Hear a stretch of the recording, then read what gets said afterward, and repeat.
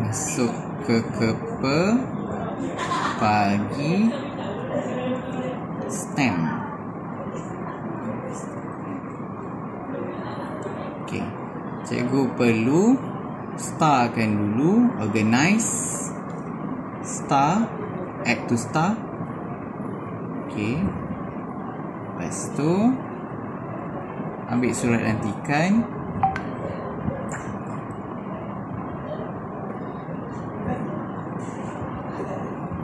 cari nama.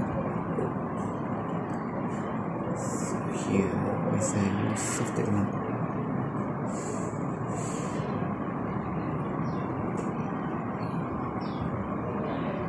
Okey, klik kanan, organize, add to shortcut, ke yang kita start tadi lah, stem. Ambil yang tengah tu. Ke stem. Yang tengah tu ada satu yang kita dah start. Stem. Pergi ke peragu apa?